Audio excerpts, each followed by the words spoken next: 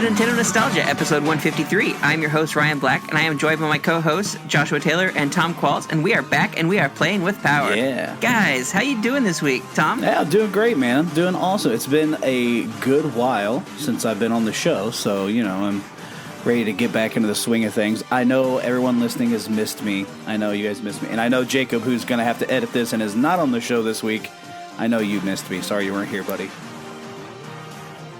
So how about you, Josh? It's been a while. So, Josh, last time I got to see you is when you drove all the way up here for E3, man. Yeah, it's been a while. It's been a good minute, yeah. So how you been? That was definitely a good minute. But yeah, I've been all right. It's good to be back here again and to be, replacing Jacob permanently. No, I'm just kidding. Yes. Oh, okay. I'm just kidding. All right. Yeah, I'm going to take as many shots at Jacob, by the way, listeners. all episode is just going to be, he's going to have to listen to me just berate him the whole time he's editing this later, so it's going to be fun. Ryan, how about you, man? How you been, buddy? I've been good. Tommy's a little upset right now, but that's just because, just the season. Life happens, but it's probably that McDonald's breakfast sandwich that I reheated this morning. They're tricky that way. Yeah. Round one is difficult enough. Yeah, right. Let alone, part two, the revenge. The revengeing. Yeah. Good times. All right, man. I'm super excited today, guys, because you guys know when I get on the show, I like to do dumb things, and we're going to do some fun, dumb things today, so really pumped about that. And they turn out to be masterpieces. Maybe. I don't know why you call That's them true. dumb. That's true. Who knows? This could be like our highest shared podcast. We don't know. But that's up to you, listener. You got to share this with your friends, all right?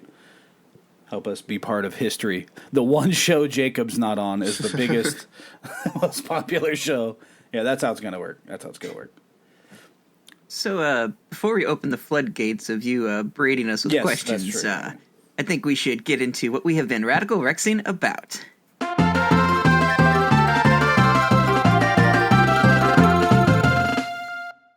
I gotta know. So, how's the No Shave November going? Because I'm feeling pretty radical about mine now. It's coming in, So, I got a spoiler for both of you.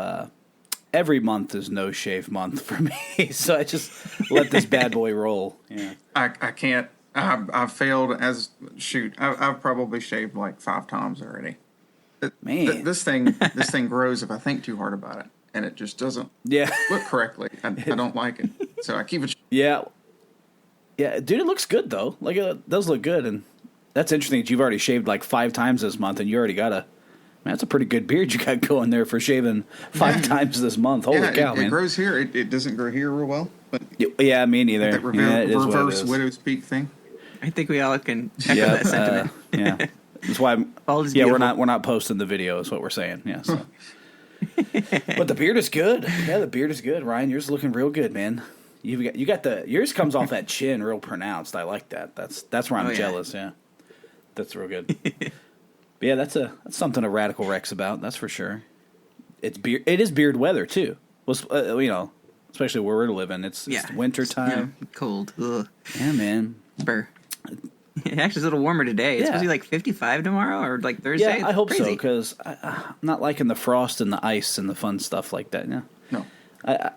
I'll welcome fall back. Yeah, anytime now. I mean, we only got it for like 2 weeks, but whatever. It's whatever.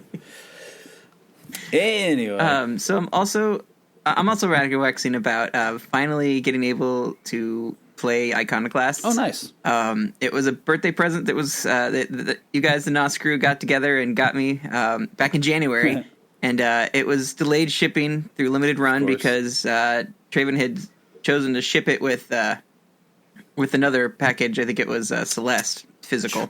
Traven. And that one was delayed like crazy. Traven. So he finally got it in, and we finally got our schedules to match up, and we went to Jacob's son's first birthday party. And did the exchange there, so I was able to get my copy of Iconoclast and did a little bit of streaming yesterday with awesome. That. So it was pretty cool. Oh yeah, by the way, Jacob's son chose his starter. He got Gen 2 since that's the second child. Yeah, of course. To reach reach out and grab that Chikorita is the one that shows. Actually, he went for both. He's man. I love you, Totodile. That's okay. Totodile the best one. Listen, I'm a grass starter guy, but I hate Chikorita. Chikorita and Cyndaquil were the first things grabbed simultaneously, wow, and then hands. he's ready for Cyndaquil was dropped. You have to tell him, and the leaf was in the mouth for you Chikorita. You have to tell him he has to wait till Gen 3 before he can send out 2. Right, that's what it is. He has to wait. So anyway, that's good for him. So, Josh, what have you been radical Rexing about? Well, I've been pretty stinking busy. So I haven't played a whole lot of games. Been playing Super Lucky's Tale probably more than anything. Cool. However, this week is pretty important personally to me, with Thursday being the 25th anniversary of the original Donkey Kong Country. Hey. And I remember falling in love with that before Jacob's clapping too, I'm sure. Oh, right? yeah. Yeah, I remember getting the VHS tape for that thing from Nintendo Power before it was out, and all of that good stuff. Mm-hmm. Back then, my dad and I had played through it, and I was like 5. It was pretty great. So this past Saturday, I actually met up with him again to play through it again. So we sat down for a couple hours and just kind of booked it to the end. Dude, that's awesome. Yeah, only this time I was the one doing all the cool stuff, and I was having to... Nice, yeah. That's awesome. Yeah, I saw a picture. You shared that picture, and I thought that was really, really cool. Yeah, that game's that's one of the most special ones to me. Yeah, and I don't want to bring the podcast down. We're having a good time, but Donkey Kong Country was the game I was playing that really helped me get through when my grandfather passed away when I was young. So like, it was one of those things where it's like me and DKC, it helped me get through some stuff. But it was really cool. So what you're saying is he lives on through Cranky Kong. Right, yeah, in a way, yeah. But yeah, fun stuff. That's good, man. That's good. So here we go. I'm gonna try not to take too much time, listener, with this, but I feel like this is my opportunity to speak my piece here because I have been radical Rexing about, without question. Yes, I got Luigi's Mansion 3. I haven't beat it yet because a little game came out called Pokemon Sword. Is the version I picked up. And I've been really, really radical Rexing about that. Let me tell you something. I'm just going to put it out there. I know this is a whole episode in and of itself, so I'm going to make it short. That game is awesome, guys. It's excellent. I know there's all the naysayers out there. I know right now Jacob's editing this and shaking his head. Listen, Jacob and Traven and everybody else, listen, that game is awesome. I don't care about the models. I don't care about the Pokedex thing. Listen, go play this game. It is gorgeous. They added so many new fun things to do in the game. I'm in love with it. And not to mention, I'll just say this. There's a moment where me and 3 other buddies, we're in a raid battle against this giant Pokemon, and it does this sweeping like camera view, and all of us are in our, individualized outfits and stuff like that. And I'm not going to lie, I got a little emotional. Like, it was like a moment. You know what I'm saying? It was like, dude, this is me and my boys finally getting to play Pokemon together, catching these big Pokemon, like having a good time, and the raid battles are just so much fun. I listen, like I said, that's a whole episode, but I've totally been into this new Pokemon game, and I know it's got all the controversy around it, but the controversy is dookie. The game is awesome. I'm telling you, like it's just really, really good. If you're on the fence, take my word for it. It's amazing. Pick it up. Pick up one of them. I never imagined fighting alongside friends against a giant Pokemon. That's pretty cool. Oh, dude, it's so much fun. And the cool thing about the raids is they're so rewarding. Like, so grinding out raids gives you so much stuff. Like, that makes the game so much easier, so that now the game is actually less of a grind because the quote-unquote grinding you're doing is super fun, and you get really rare Pokemon off of it. Because the raids, depending on the stars on the raids, because they go up to like 5 stars or 6 stars or whatever, that's how many perfect IVs that Pokemon has if you catch it. So it makes getting perfect IV Pokemon fun to get and fun to do and stuff like that. So it is killer. It's just so good. I'll stop there because if not, this will turn into the Why Tom Loves Pokemon podcast. So it's not without its lack of polish here or there. I saw a glitch the other day that showed what was it? A Steelix like spinning around in circles. Yeah. Like over and over and over again, like doing ballet. Even top tier games have glitches. I mean, how many Breath of the Wild glitches did we watch and go, what the heck happened there? My wife's playing through Skyrim right now, and that has its share. Oh my gosh, yeah. Fun glitches. Oh, it can be entertaining in its own way, so it's not always a bad. It really is. Yeah, glitch clips are pretty fun to watch. Yeah. But yeah, everything. I mean, even being able to see the Pokemon, the wild Pokemon on the field now is great, and the fact that some of them are aggressive and will chase you. Like, by the way, it's terrifying. Like, it's just absolutely like you'll just be walking like, oh look, it's a beware. Oh gosh, it's after me. You know what I'm saying? And you just run away like, oh. You know, all kinds of cool stuff. I got dive bombed by an Oon pheasant at one point, like just out of nowhere, just like whap. He just came down and got me. And I peed a little. It was great. But the game's amazing. It is not short of any experience, and I don't know. I'll just say it one more time, I suppose. But it's really good. It's really, really good. So anyway, that's what I've been radical right now. I can't wait to dive in. Oh yeah, it's good, man. I'm telling you, it's so good. Don't listen to the hate. Don't listen to it. They're liars. So.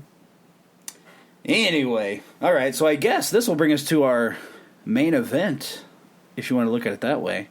You guys know I've been on here before with a quiz. We did a big quiz show. That was a lot of fun. I really had a good time preparing that.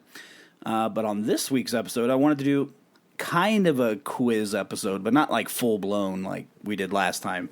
So this one, really our topic today is about rare and expensive games. Now I'll stop right there. Not rare as in the company, all right? Darn. So, sorry, Josh. Yeah, sorry, Jacob. I know you're listening.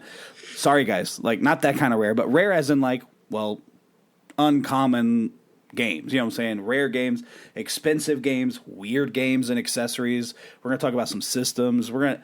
It's all about the weird things, and we're going to do it Price is Right style. That's right, Price is Right style.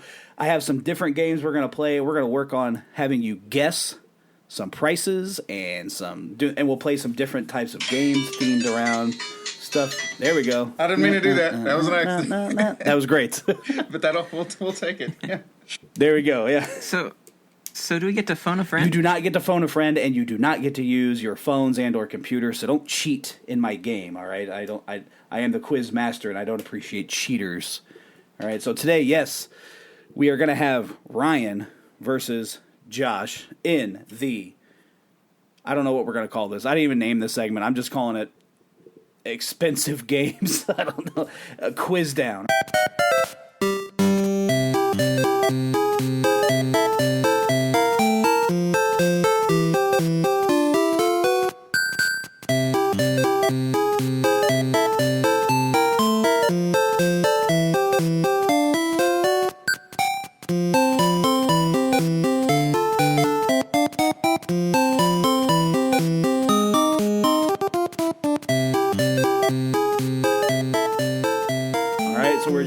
Quiz here on this.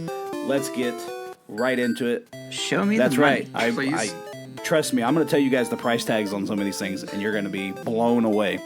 Right? And of course, listeners, please play along. Play along with us. So if you got to pause the podcast at a point to get your guess in, do it. All right?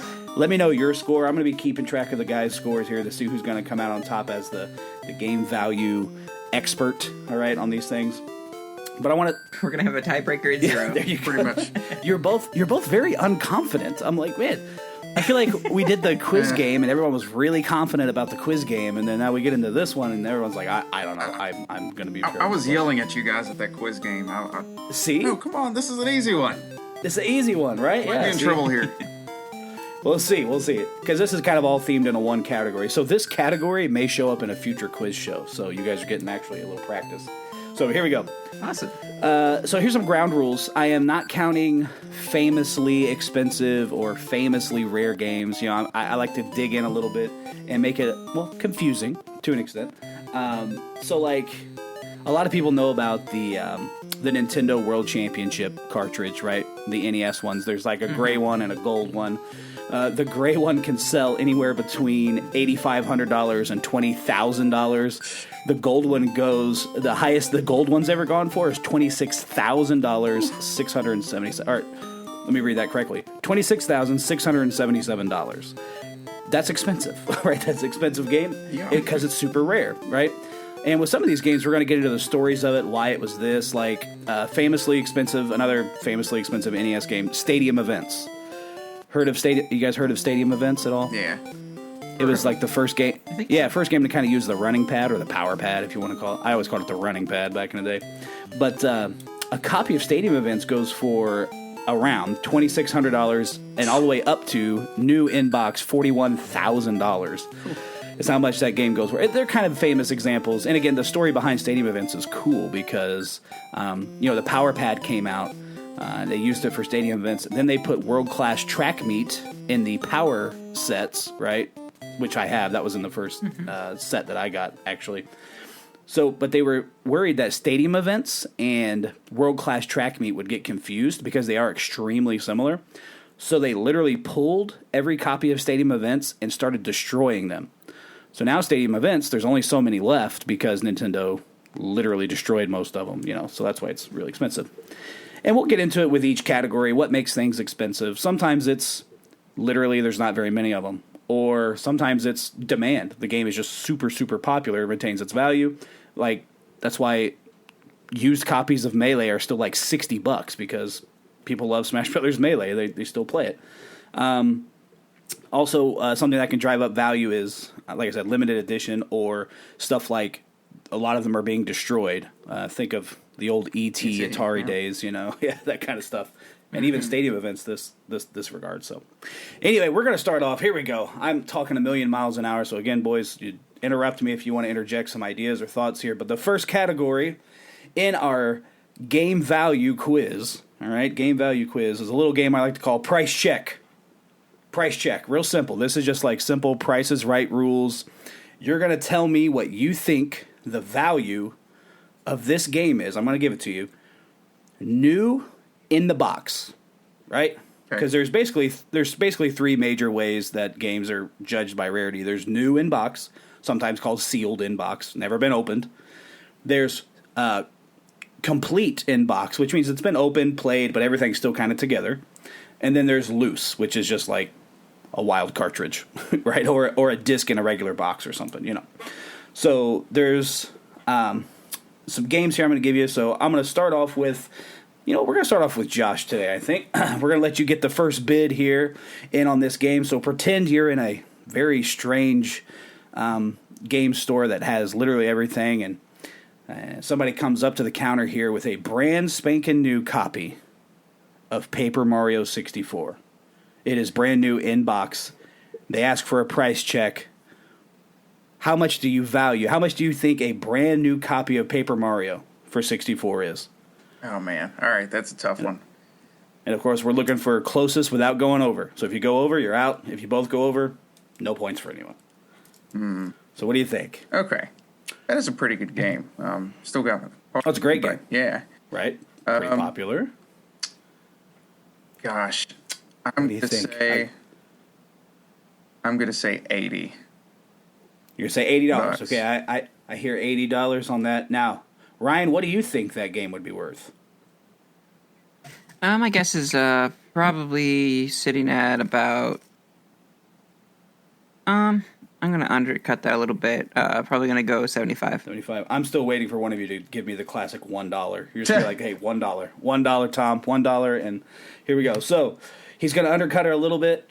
Josh says it's an $80 game, brand new in box. Ryan says it's a $75 game, brand new in box.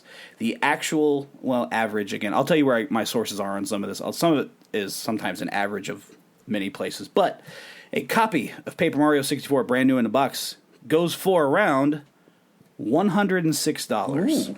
$106. So, Josh, you get the point on that one. Great job. I'm going to write that down. Good job. You got 1 point. You're now beating Ryan. Yay. You want me to go ahead and just end the game and we'll just win right there? Yeah, I can go. Yeah, there you go. That's okay, because Ryan's going to kick it off this time. He's going to get first bid on this one. Here you go. They're coming up to the desk, Ryan. They got a brand new, in the box copy of Wrecking Crew for the NES.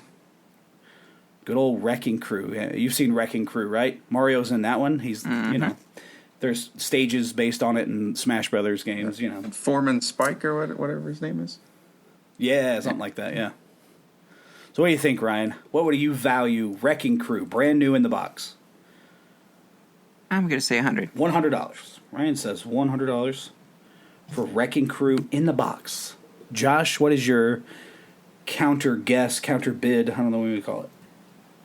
Goodness.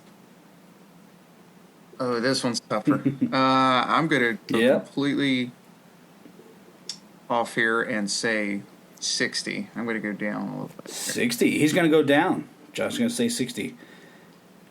The estimated value of brand new copy of Wrecking Crew for the NES is $530. $530. Ryan gets the point. He's the closest without going over. Oh. He was off by $430, but he was still the closest. So that's a point for Ryan. That's a point for Ryan. Great job. So you guys see how difficult this is? Okay. I had no idea. Here's going to be a fun one. Here comes Josh. We're back to you with the first bid here. Earthbound for the Super Nintendo, brand new in the box. What's the value? Okay. See, this one I feel like I have seen go up and down. It is all over the place, yeah. So that one's going to be really hard to say an average. It's going to be hard to pin down. I tried to pick one that was about what it is now. I'm going to say 350. Josh says 350. Respectable bid. Ryan, what do you say? I was thinking a little lower than that, but you say this is the box that includes the manual and everything, correct. Right? This is the full package. This is brand new in box. Scratch and sniff and all. Big huge box. Wow. Could be considered sealed in box. Oh man. I'm gonna go for $600. $600. All right. The one I was looking at and kind of where it seems to hover around is I got this estimated value for Earthbound brand new in the box, $817. So Ryan with the point there. Yeah. Earthbound and Ryan brings it up. One reason Earthbound is, first of all, it's a high demand game. There's not too many of them out there, and it's popular. And that box had some weird stuff in it. Like it was a weird game. It had some crazy stuff. It was wild. So getting a brand new copy of that is worth a lot to some folks. Now, this one's going to throw you for a loop. I guarantee it. Here we go. We're back to Ryan, I believe, getting the first bid on this one.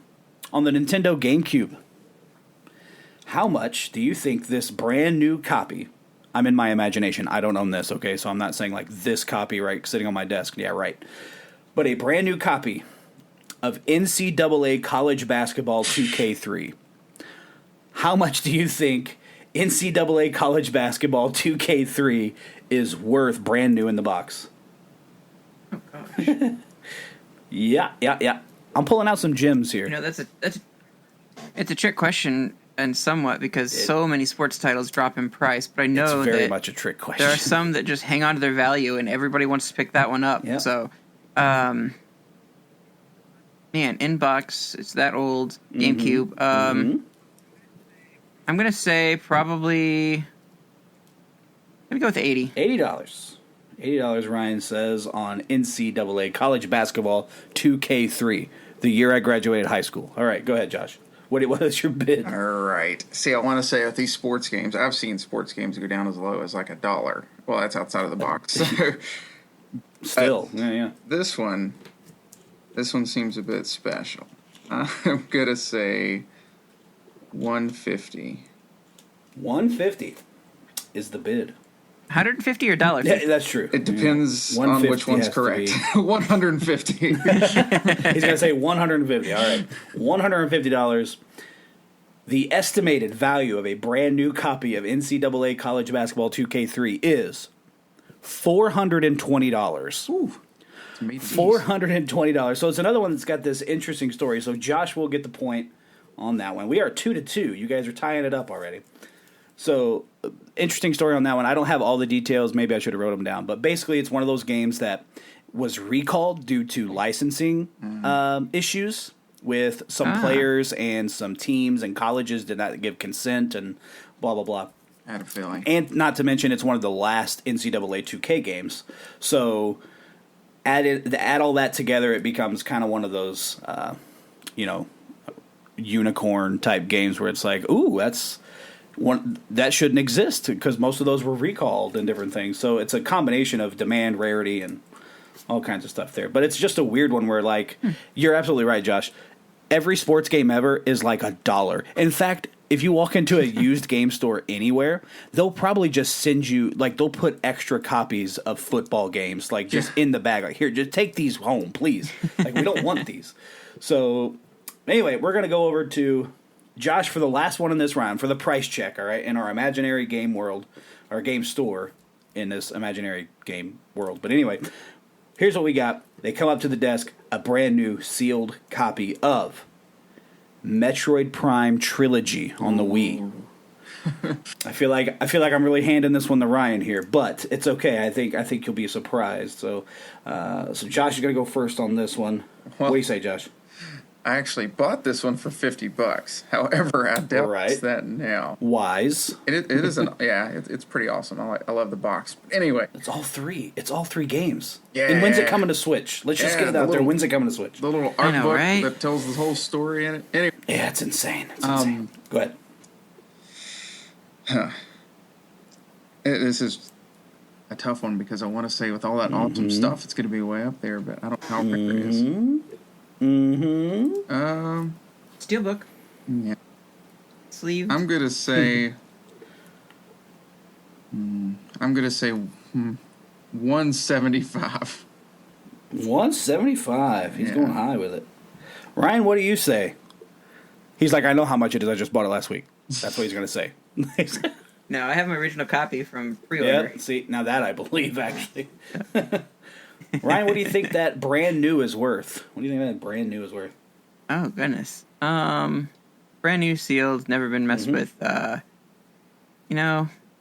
Maybe it's a little too high, but 320 sits in my head. 320.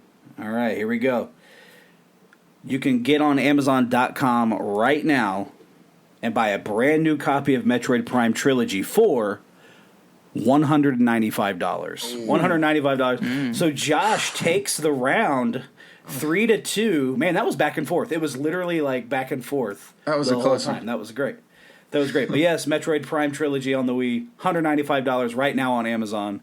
Yeah, it's not bad actually. It's not bad. It's all three games. I didn't think it was going to be a completely, out there like Earthbound or something. I felt like I needed a little bit lower. However, of course... Actually, technically, Earthbound is technically not out there. It's right here. Yeah, that's true. Yeah. This is true. I see what you did there. But that'll end the price check round.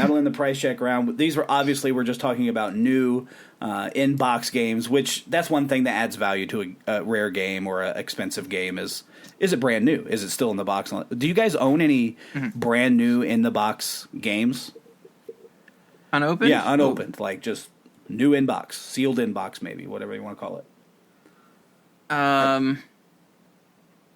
Yes. I don't know if it's rare, but see, that's what sometimes. So, Metroid Prime Trilogy could be one of those games in the future, even though it's only $195 right now. Give it another 10 years, what's it at? You know what I'm saying? So, I've got one recently, actually.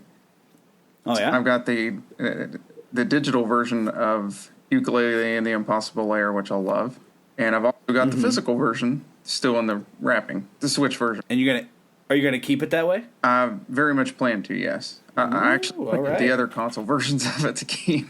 Nice. There you go. See, I mean, your daughter's in the game. You have to get it right. You have to own every possible version. You have to. So, anyway, that was the end of the first round we called Price Check. Listeners, let us know how you did in that round. Let me know if you ever got any of these right on the nose, because that's impressive. I do not own any sealed games. I'm not that cool. I wish I did. So how much do you think my copy of sealed copy with the statue and everything of Mighty Number 9 goes for PS4? Did you look it up? $9. I'm just kidding. No. I bet that still has some value. I bet it's still around probably 60, 80, somewhere in there. That probably retained a little bit. You got to think even Superman 64 probably cost something, right? That's a terrible game. So I want to say I looked it up and it's 35. Okay, I mean, yeah. But again, the worst thing about Superman 64 is it's ubiquitous. It's everywhere. You can find a copy. Okay, that's true. Pretty easy, yeah.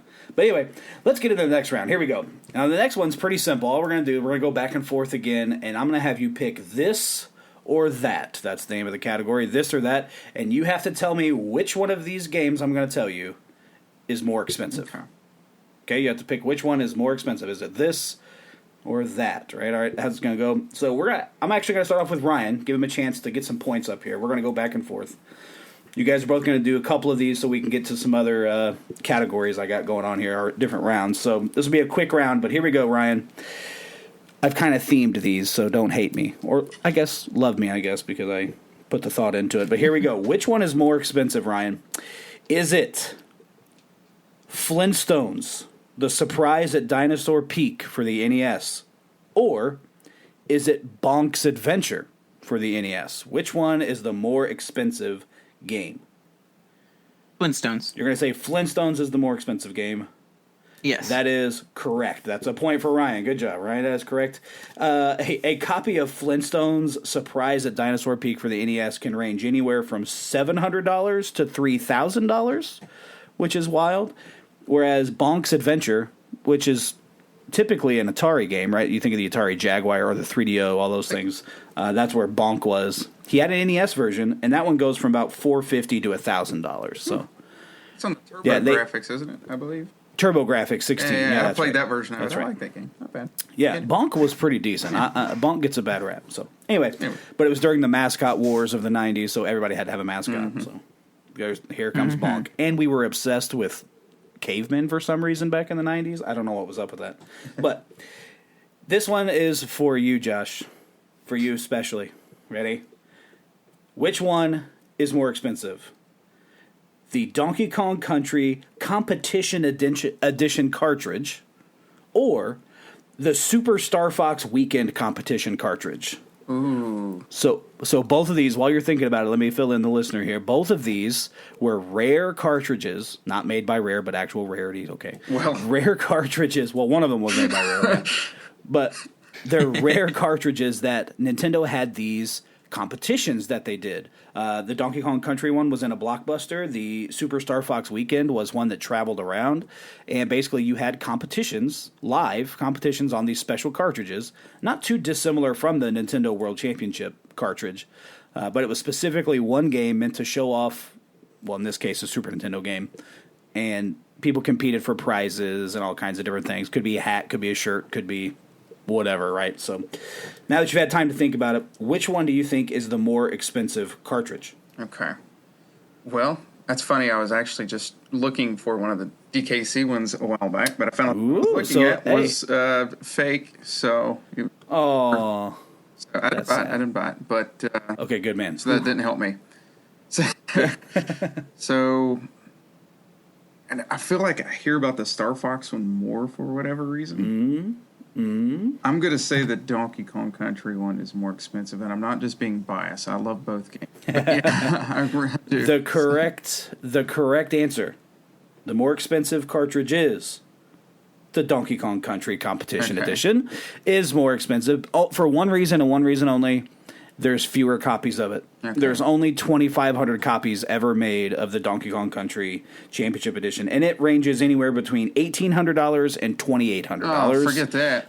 And authenticated and all that. Yeah, and the Super Star Fox Weekend Competition cartridge will range from about $800 to $850, somewhere in there. So still super, super rare stuff. And again, I'm throwing around like, yeah, it's just this much.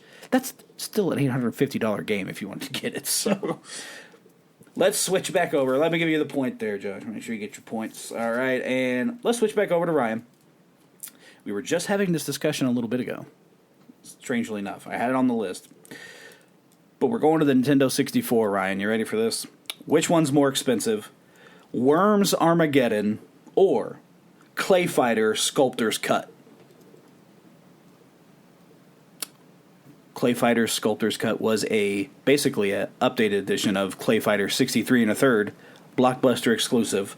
Worms Armageddon was one of those games that came out late in the console life cycle. Not very many of them made.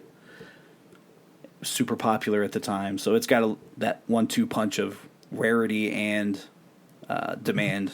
So, which one is more expensive, you think? Worms or Clay Fighter?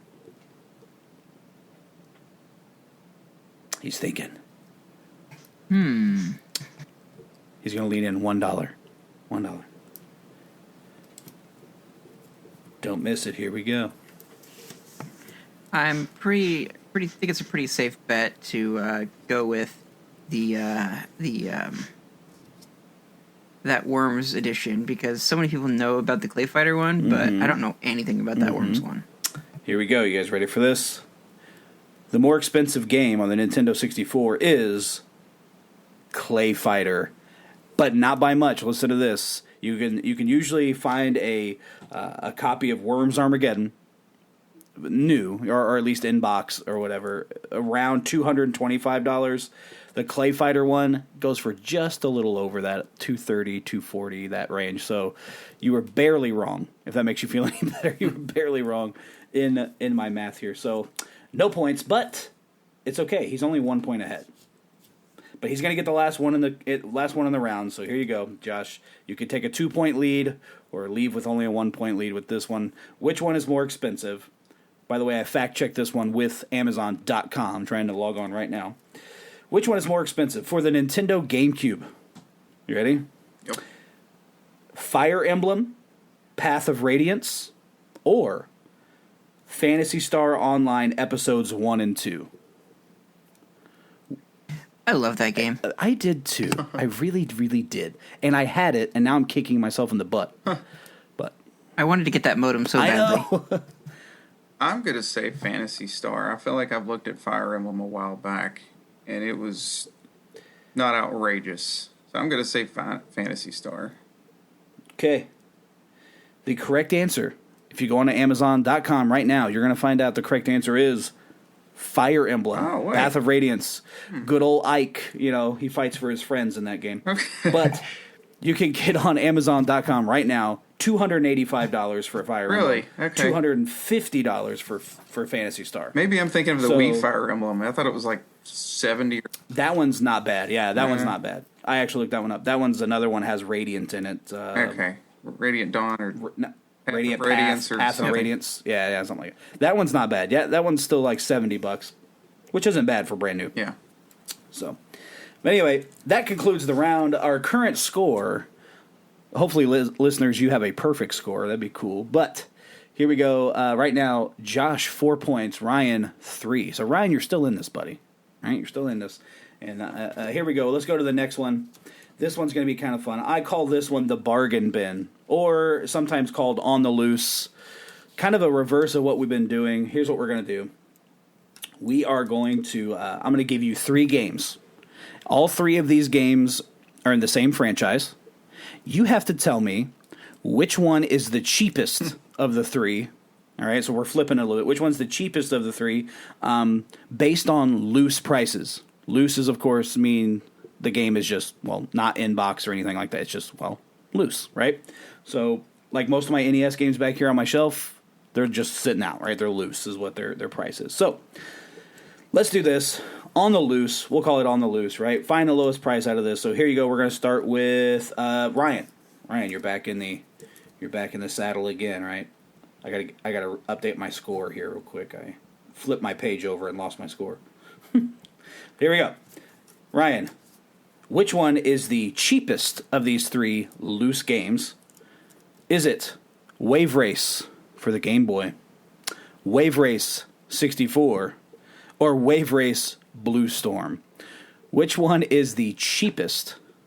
Loosely just floating around would be the cheapest. I'm going to say Wave Race 64. Wave Race 64. Final answer? Correct answer on that one is actually Wave Race Blue Storm. Wait, a loose copy of Wave Race Blue Storm, $4. Wow. A loose copy of Wave Race for Game Boy, $5. A loose copy of Wave Race for the 64, $12. So those 64 games, they keep their value. All right. So there's that one. Let's go over to Josh for our next one. You ready for this, Josh? Sure. Which one's the cheapest on the loose? Ready? Is it Tetris for the NES, Tetris for the Game Boy, or Tetrisphere for the Nintendo 64? It's not that one. I'm going to say Tetris for the Game Boy, because I've looked at that one previously. It's not bad, but yeah, let's go. Final answer on that? Yeah, Tetris for Game Boy. That is correct. Tetris for the Game Boy. You could almost say that Tetris for the Game Boy was so ubiquitous, just everywhere. Yeah. I mean, it was pretty much with every Game Boy ever. You could say that is why it's so cheap. It's about $4. Tetris on the NES, about $6. Yeah. Tetris Sphere on the 64, $14 actually. I expected that to be higher. It wasn't actually. So, also, if you had the Tengen version of Tetris for the NES, that's worth about $30. That was the unlicensed. There's a whole thing, if you guys don't know about the Tengen unlicensed NES cartridges. It's such a cool story, and maybe that's a whole podcast by itself.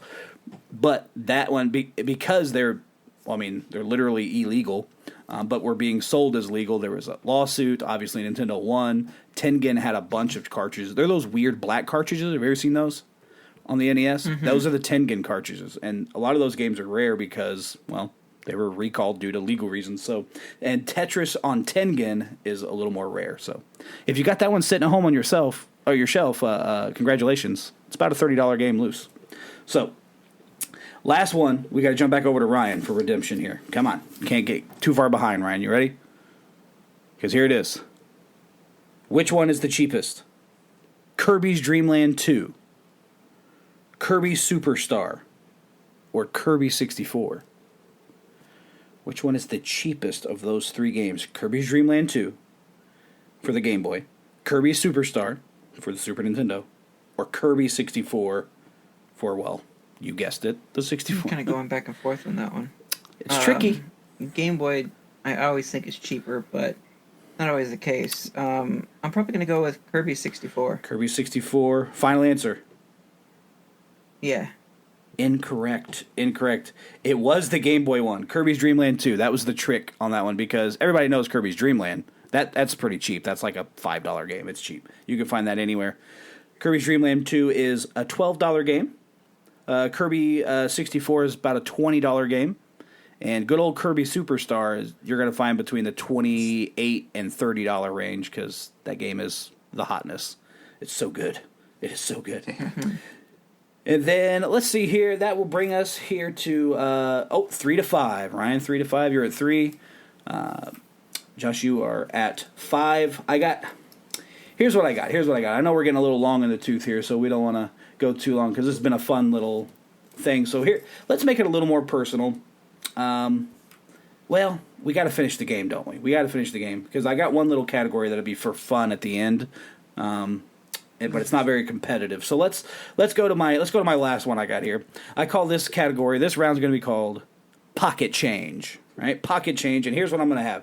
So you guys ever watch Prices Right? Oh yeah. You know how they got the showcase at the end. You kind of got to guess what the showcase is. So we're going to go back to guessing the prices on things, except that I'm going to give you a showcase full of handheld games, handheld consoles, and handheld accessory to go with that console. And you have to give me an estimated value of the whole package. Cool. Of how much of these. So it's going to be one console, one game, one accessory is what I'm going to give you. Try to spitball me a thing here. So, but Ryan, since you're behind, here's what I'm going to do. I'm going to give you one of the showcases, if you will, quote unquote, one of the mobile scenes here, and you can choose to pass or play on that. Right? So you can play and guess on it, or you can pass it over to Josh and he has to guess on it. So I'm ready to start off. You ready to go? Mm-hmm. All right, here we go. Yep. So you're walking along. It's a special day for you. It's your birthday. Your friends know you really well. So here's what they got for you because they love you so much. It's a Final Fantasy IV Game Boy Advanced Micro. A Final Fantasy IV, completely customized Game Boy Advance Micro with one of your favorite Game Boy Advance games, Muppet Pinball Mayhem. Right? One of your favorite GPA games. But of course, so that way, you're not left out of the wireless fun, the micro wireless adapter is also on it so you can play wirelessly with your friends, right? So what you have here in this showcase is the Final Fantasy IV Game Boy Micro, the Muppet Pinball Mayhem game, and, by the way, that which is brand new in the box, and the GBA Micro wireless adapter. New in the box also. Brand new. Your friends love you so much. All of this is brand new. Do these friends have to be fictitious? Because that's a lot of money. Well, it could be, or it could not be. You don't know. So let me ask: are you going to pass on this offer and Josh guess it, or are you going to try to play on this one? I'll quote a price here. Thank Okay, goodness. you're going to take. All right. Okay, he's going to take it. He's going to take it. So give me an idea here. You just have to give me the total cost. You don't have to give me each individual piece, just what you think the total. Well, I'm imagining the Game Boy Micro is going to bump it up to... You say it's the red one? No, it's the Final Fantasy IV branded one. Oh, okay. Special edition. So there's some keywords. Okay. Those things are so hard to come by. They're pretty penny.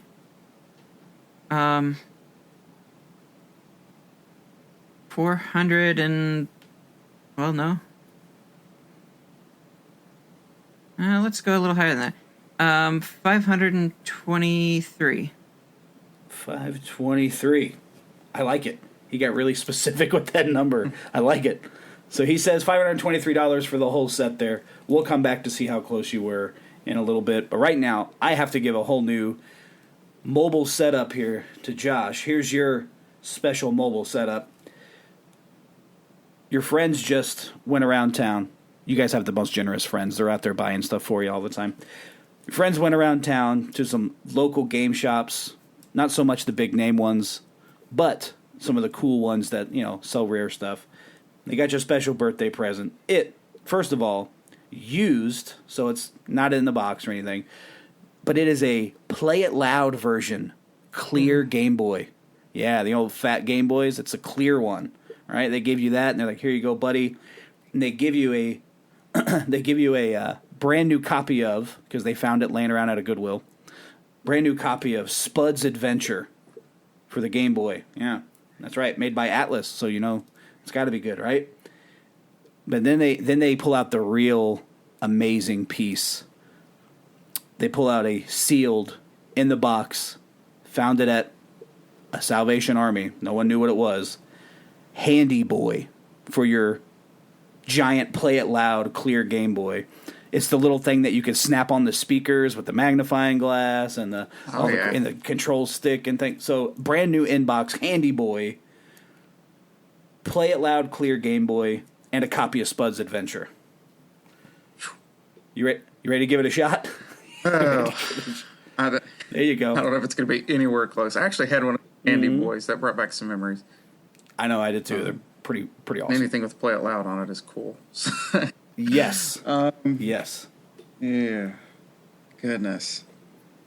I have no idea on some of this.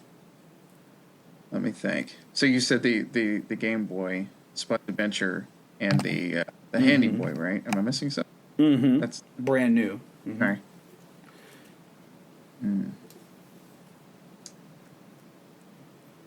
I am going to say $530. $530. Oh, that feels low. Yeah. He's going to go for $530. I'm actually doing some math here between your guys' math here, so let me just do this. I'm going to carry the one, blah, blah, blah, blah. Okay, we got a 2 in there. Going to make sure I'm doing this right. You can play some Jeopardy music on this, I suppose. So here we go. Okay, here we are. Wait, I gotta do this one. Let's see, not bad. Careful now. If we're playing that Jeopardy music, you might run over the fair use. Oh, that's true. That's true. Yeah, fair. Yeah, we gotta be fair on that. Yeah. So here we go. I got the thing here. So we will start off with Ryan. The actual total value of your package there, the Final Fantasy IV Game Boy Advance Micro, Muppet Pinball Mayhem, brand new in the box, and the GBA Micro wireless adapter, brand new in the box, total is $975. Wow. Difference of $442. Right? difference of $442. What you got there? By the way, the Final Fantasy IV Game Boy Advance Micro is definitely the most expensive of those three items. $722. Whew. $722 if you want the Final Fantasy IV Game Boy Micro or Game Boy Advance Micro, whatever you want to call it. By the way, Muppet Pinball Mayhem, about $179, brand new in the box. Darn, that sounds like a good time. I know, right? the GBA Micro Wireless Adapter, $91 still in the box, which is weird, but whatever. Now, is that the same thing that was included with red and blue? Or sorry, red and green? It's like that, but yeah, meant to fit the Micro. So it wasn't Pokemon branded. I didn't know that had any capability like that or any accessories. I just thought they put it out and didn't do anything else with it. Yeah, well, they eventually made a Micro version, official. So it's interesting. So they're still floating around. Josh, you ready for this? Your Play It Loud. We'll call it the Play It Loud package here. Ooh. You gave $530 your bid. The actual estimated value of these three items together is $338. You were over. Ryan gets the point. And I don't know. I feel like since it's like the last showcase, I feel like it should be worth like 2 points, right? I don't want to tie, though. I don't know. Because right now we're at 4-5. So actually, here's what I'll do. This is the redemption one. Ryan, this is your chance, right? I do have one more showcase. Okay? This is for both of you. You're both going to have to give a guess. All right? Here we are. You're walking down a dark alley by a dumpster, and you find, strangely laying on the ground, a GameCube Game Boy Advance player just laying there. I got one of this. With a GBA headphone adapter plugged into the adapter port that was on the GameCube Advance player. And weirdly, in it, you eject the game. It's a Game Boy game stuck into it. Loose, obviously. It's just kind of stuck in the game system there. Mega Man 5 for the Game Boy. What do you think the value of all three of those items are? I will go with Ryan. I'm going to give you first guess since you're playing from behind here. I wish I knew the value on that Game Boy player. Now, it is loose. Again, in this scenario, you are walking down a dark alley. It's just laying out. Right. I always wish I had one of those. Mine is hooked up. But I never actually looked into the price of them, oddly enough. I wanted the Super Game Boy more. Super Game Boy is awesome. The reason I never got that player was because I already had something on the bottom of my GameCube. It was a battery pack that powered my screen. Yeah, because you did the screen all the time. Yeah, I remember that. Yeah, so I couldn't actually use the Game Boy player, so I never got it. And I kind of wish I did. I can't find the bottom of my GameCube now because mine's been there so long. So, anyway. So... What do you think? Yeah, I've got the little headphone adapter, too. Oh, gosh. I'm going to go lower on this one because I can't imagine it being too much. So... $276. Okay. Josh, what do you think? The headphone adapter, I have no clue. Really, these definitely did not get easier. No, not really. I feel like Ryan's got a pretty good number there. Let's go with... Well, I'm going back and forth in my head. I apologize. You're good. You're good. Let's put 5 seconds on the clock. All right. Let's go with 300. He's going to go with a flat 300. Okay. The actual estimated value of all three of these items. So a random GameCube Game Boy Advance player, a loose copy of Mega Man 5 for the Game Boy, and a random Game Boy Advance headphone adapter. Total estimated value, $88. $88 for all three of those. And both of you went over. But Ryan was the closest, even though you both went over. So I don't know if I can award any points because you both went over. But just for bragging rights, Ryan was closer. Yeah, sure enough. A Game Boy Advance player, Ryan, by the way, if you want to get one, they're not expensive. Especially a loose one. If you want to buy just like a used one, $25. $25. I was starting to think these were pretty cheap. That felt odd. The other things were. Yeah, so out of that pack of 3 things, by the way, you can get a brand new GBA headphone adapter, $4. They're nothing. Like they're nothing. They're like a billion little, like they're little dongles. They're not even like I had no idea worth anything. Huh. So that's a brand new one. But Mega Man 5 for the Game Boy loose. Mega Man 5 for the Game Boy loose is $59. Huh. Yeah, by itself. Which, by the way, just for a fun fact, if you had a copy of Mega Man 5 brand new in the box, $572. Jeez. One of the most expensive Game Boy games, new in box. So, anyway, so that was fun. All right, so it looks like here, everybody, congratulate your The Price is Close. Maybe that's what we'll call it. The Price is Close winner in Mr. Joshua. Right here, congratulations. You did an excellent job. I hope there's some really fun fanfare playing for you right now underneath this track, so great job. I do have a fun one to go out on. Just a quick kind of a party game of... you guys have probably heard or seen the game. What is it? Bed, Wed, and Dead, right? Like they give you 3 celebrities, and you have to pick which one. All these different things. So this is my version of that for video games called Shelf Open or Sell, right? So I'm going to give you 3 games. You have to tell me which one. This is just a personal thing, like which one you think would work. You have to tell me which one you would put on the shelf and keep forever, one that you would open and play right now, and one that you would just sell to get the cash. Ready? So here we go. Let me start with Ryan. Ryan, I think this one might interest you a little bit. Super Nintendo games made by Squaresoft. Would you shelf open or sell? All right, here's your 3 games. Chrono Trigger. These are all, by the way, brand new in box. They're all brand new in box to keep their value, right? Brand new in box, Chrono Trigger, which is $1,370. Super Mario RPG, which is $735. Secret of Mana, $1,150. Which one would you shelf? Which one would you open? Which one would you sell? Okay. Because I haven't played through Chrono Trigger, I'm going to pick that one for the open and play. Ooh, that's the most expensive one. He's going to open it.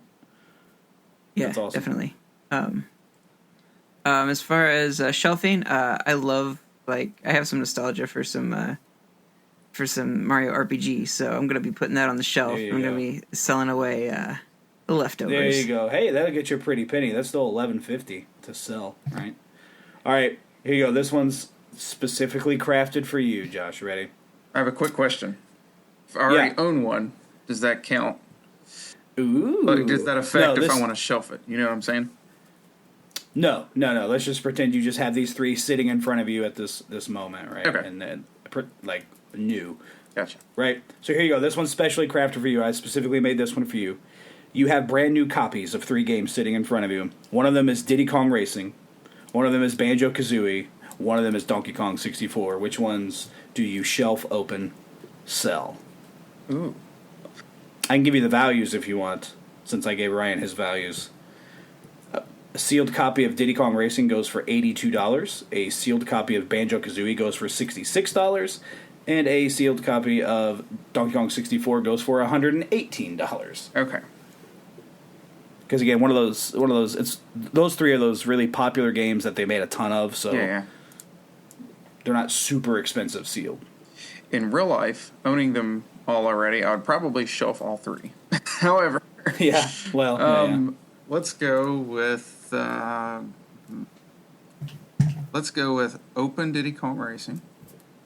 Yeah. And shelf Banjo-Kazooie. Oh, there you go. Which means you'll sell Donkey Kong. Yeah, hey, it's the most expensive one, so. Yeah. I almost feel like that's a little bit out of just the most expensive one. But, I like Banjo-Kazooie a little bit better anyway.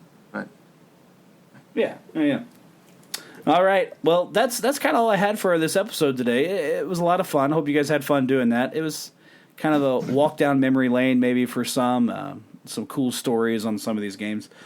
Which, by the way, to you, the listener, I hope you enjoyed this, and I want to give you guys a set of games. All right, so this is for you, the listener. This is my Sega pack. All right, that's right, Sega games that are on Nintendo. So here you go, specifically for the GameCube. So this is for you, the listener. Let us know in comments. Let us know on our Facebook page. Let us know on Twitter, whatever it is. Let us know which one you would shelf, open, and sell out of these 3 games. You ready? Sonic Adventure 2 Battle, which goes around $65 brand new. What a great game. Yes. Oh, yes. Mm-hmm. My underdog Sega pick that I think Ryan would agree with me on, a brand new copy of Billy Hatcher and the Giant Egg. Oh, yeah. Yeah. Which, by the way, you can get a brand new copy of Billy Hatcher for around $35. Huh. Which is, I'd love to play I know, that. what a great game. I love that game. And here's another one of my favorites, a brand new copy of Super Monkey Ball. Which also sells for about $30. So, listeners, let us know out of our little Sega pack there which one you would shelf, open, and sell on those 3 games. I think that'd be a lot of fun to talk about. And, of course, I know you guys out there listening probably have some really cool, rare games that you have. Dude, let us know. Hit us up on Twitter. Hit us up on the Facebook. Let us know any way you can. Heck, call the hotline, right? We got the hotline number. Call the hotline. Let us know what cool, rare games you have and all kinds of stuff, because I didn't even get into, boys, by the way, if you get these games graded in the same way that you can get like a comic book or a trading card graded, you can get some of these games graded, and some of these prices, it reflect that in the beginning. Like, if you get these things graded, they are stupid amounts of money to get them, like, basically officially the quality of them graded and stuff. It's wild. So, anyway, we didn't get into all that because that's a podcast for another day, we'll say. So, but anyway, listeners, let us know. Let us know what you think, what you got some cool things. I know I got a cool, in doing this research, I found out the most expensive game I own is Teenage Mutant Ninja Turtles Tournament Fighter for the NES. Apparently it goes for around $80 loose, so I'm like, that's cool. That's probably the most expensive game I own. So, pretty neat stuff. Yeah, look it up. I did use the site. It's a little... I don't think they've updated it a little bit, but it was a nice resource for me to find things. A website called rarityguide.com. Had some of these things. They do all kinds of stuff on there, and like I said, some of it's a little out of date, so I know some of you who are actually collectors listening to this episode was like, that's not true. You might be right, but it was fun, right? It was fun on looking at a lot of these things and how much they go. So actually, for most of these games, you can imagine, the prices might be a little higher now from some of those things I did. Now, some of them I did get straight off of Amazon. I looked them up, was like, that's Amazon, baby. You can get it right now for this much money. So anyway, I hope that was fun for everybody. Guys, appreciate you having me on, letting me talk a whole bunch. Well, while we just sit there right now. So, guys, I'm going to pass it back off to Josh and to Ryan to kind of sign us out. Oh, okay. Actually, I apologize. Yeah, let me actually pull that up. We had a bit of a poll last week. It was nice. To decide, what game we'd play, or possibly a couple of them, depending on how it went. So let me see if I can't get the results up for that. That should be about done. It looks like, you know what? Actually, I did not expect this. I haven't been keeping up with it. And the final results, what ended up winning was in last the last time I checked. So nice. The winner seems to be Luigi's Mansion 3. Nice. With 32%. A real underdog story there, yeah. Yeah. There you go. That's cool. And then number 2 was Smash Brothers with 28%. So, yeah, that's something to look forward to. It's planned for December the 7th. We don't have an official time, so to speak, as of yet, but we'll get back to you on that. Cool. Yeah, that's what we're looking at right now, is to jump into Scare Scraper mode in Luigi's Mansion 3 for a little while, get through some of that. That is awesome. Yeah, I haven't got to actually try that with 8 people myself yet. Yeah, me neither. It'll be a really good time from what I've heard. I got to finish the game first, but Pokemon got in the way. It is a really good one. I'm actually working on a review for Nintendo Village with that. A little bit behind on that myself, but we're there. Cool. That's awesome. So yeah, then we might jump into some Smash as well. But we'll get into the more details of that here soon. Sweet.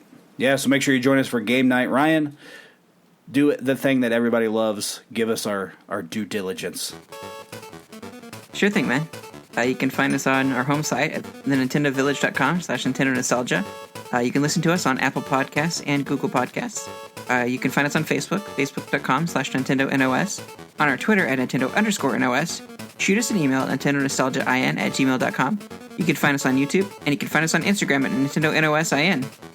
Please call into the hotline. We've got it open right now for anybody who wants to chime in for our big, 3-year celebration. The number is 317-969-5690. Drop a message just saying how much you love the show, and maybe give us some suggestions for episodes you'd like to see. Maybe we even have you on for an episode. Who knows? Yeah. Be great. Well, guys, that brings us to the end of the episode. Thank you so much for listening, and we will catch you next week. Later, Preston. Yeah, see you later. Bye. Play Pokemon.